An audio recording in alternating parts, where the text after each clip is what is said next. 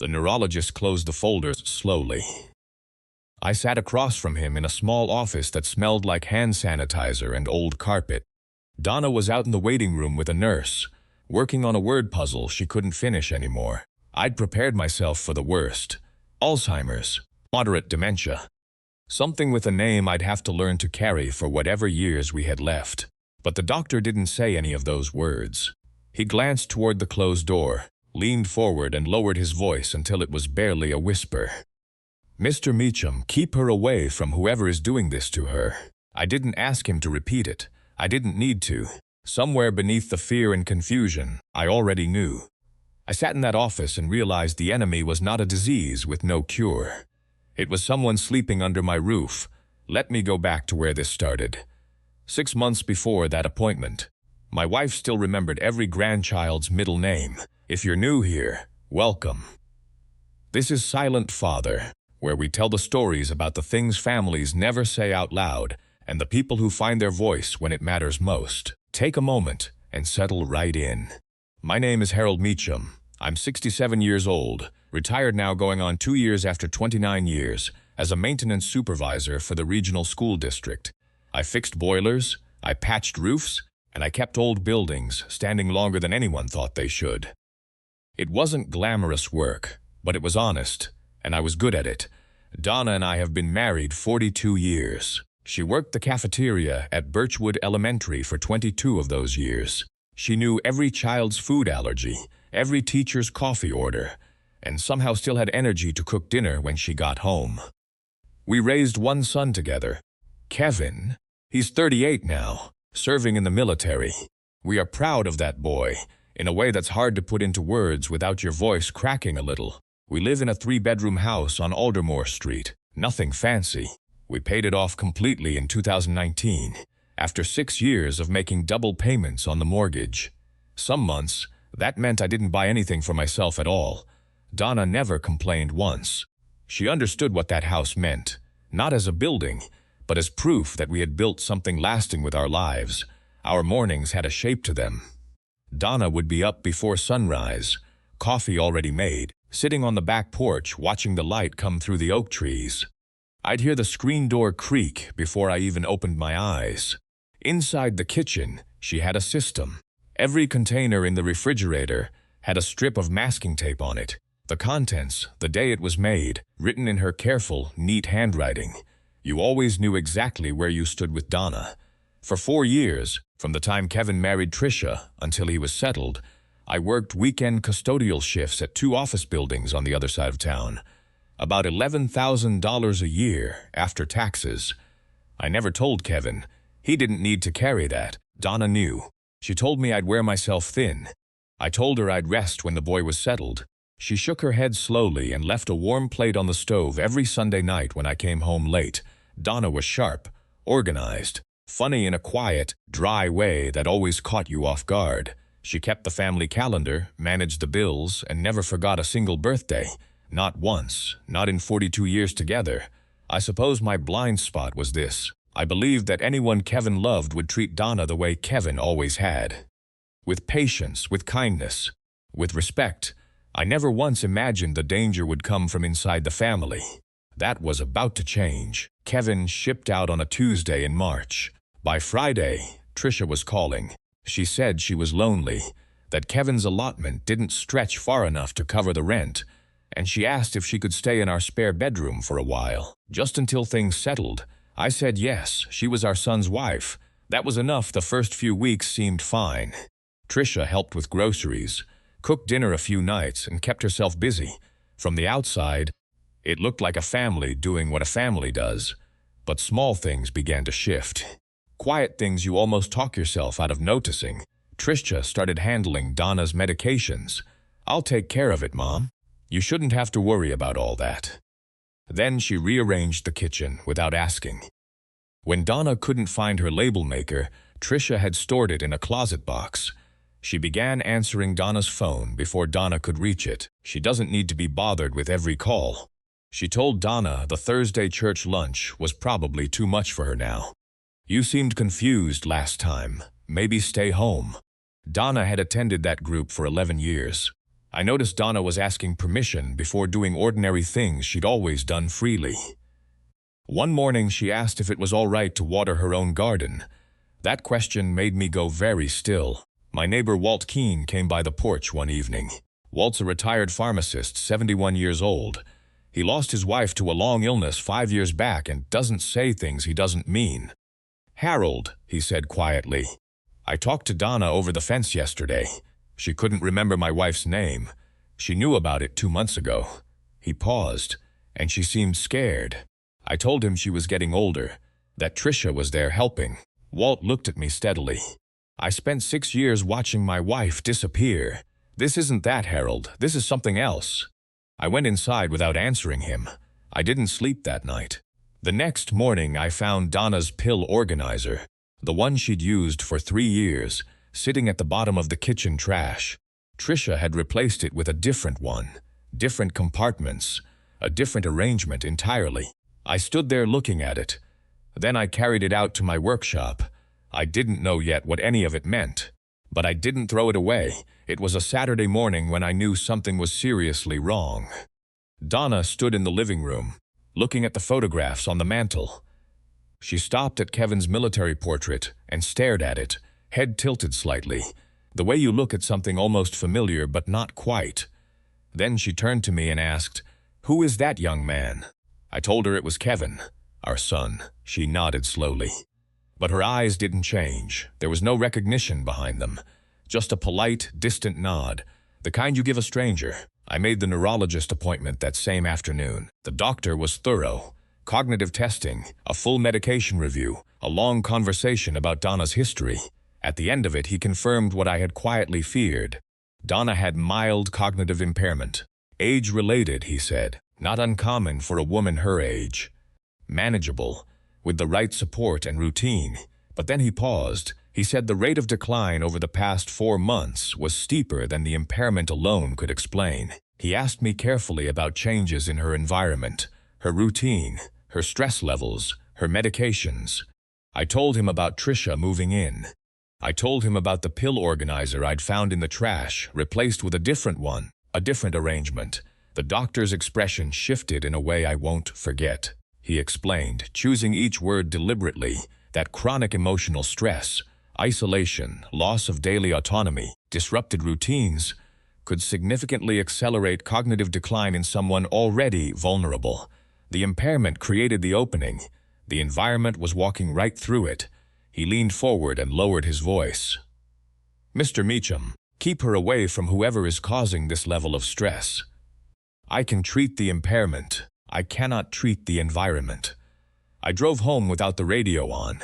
I didn't say a word to Tricia when I walked through the door. I went straight to my workshop, closed the door behind me, and sat down at the workbench.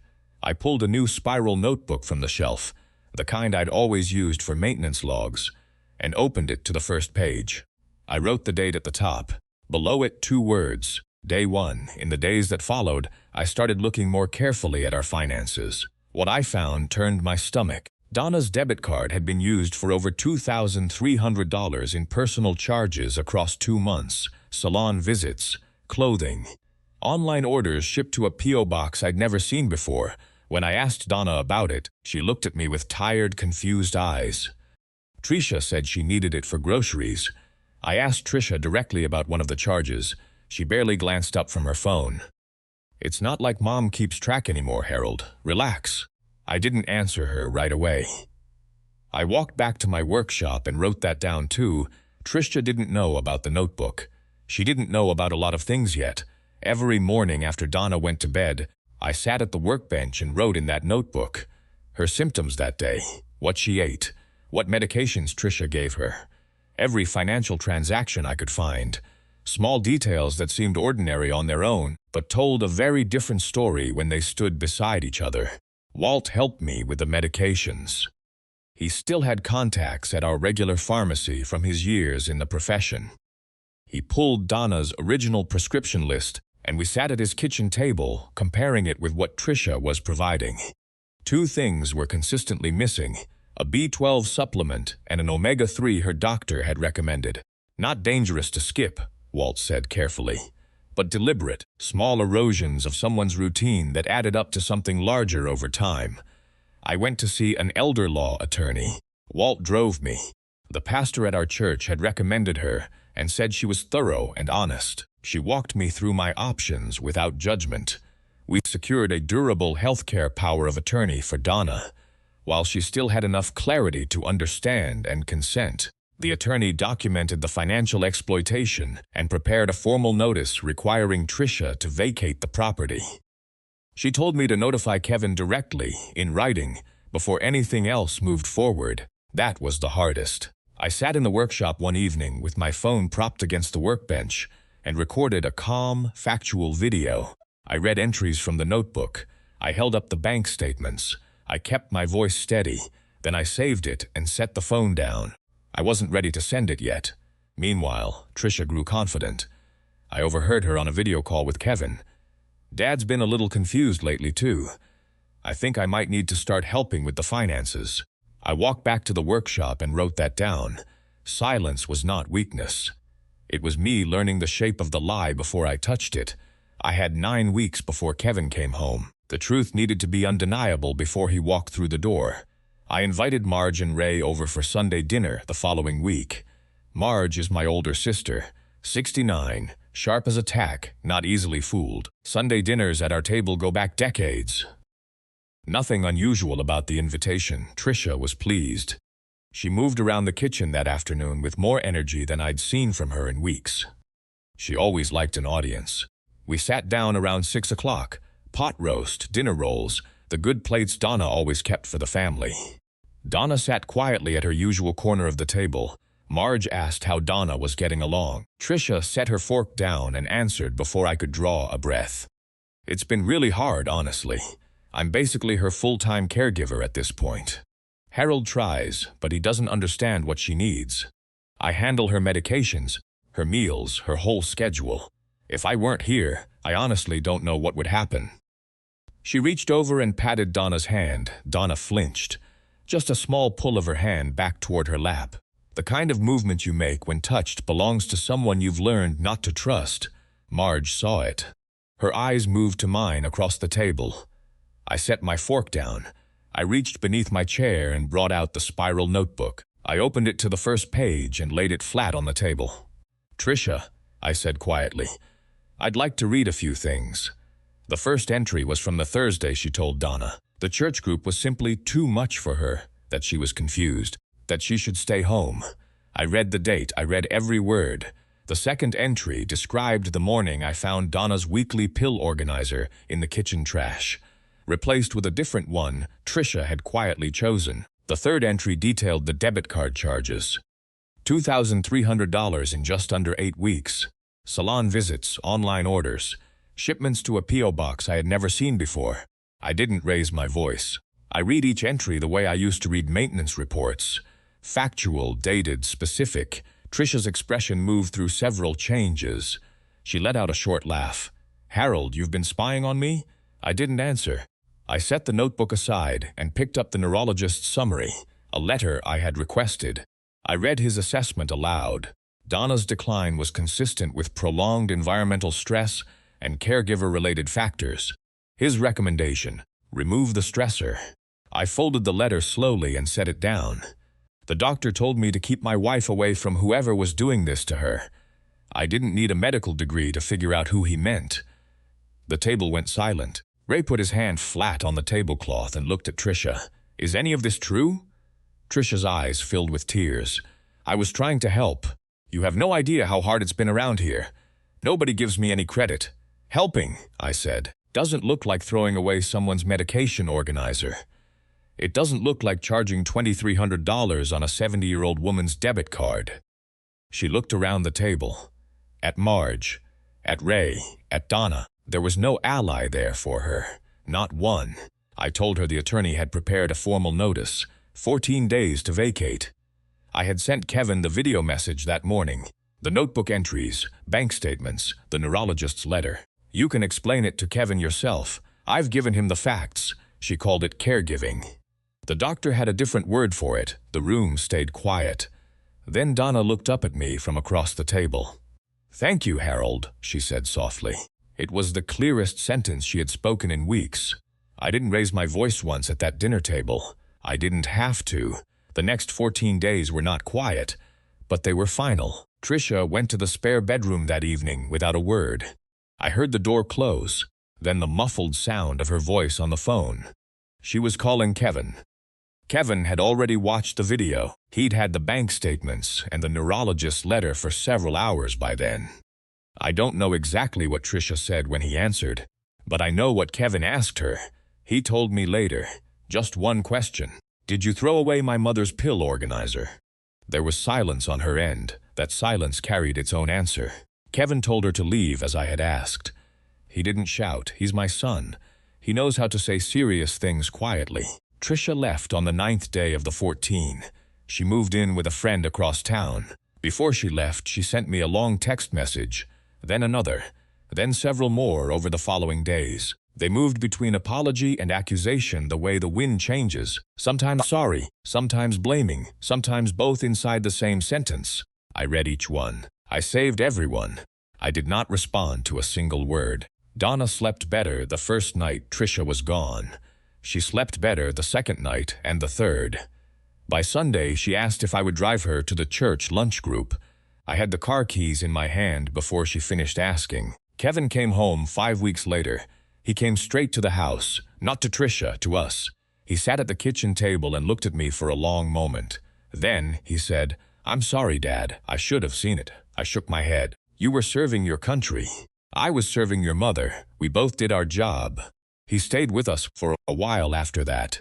He started seeing a counselor. He and Tricia separated, though he didn't rush toward any permanent decisions. Those choices belonged to him. The attorney sent a formal demand letter about the debit card charges. Tricia returned $1,800 without contesting it. The attorney said that was about as clean a resolution as these things produce. I accepted it and moved forward.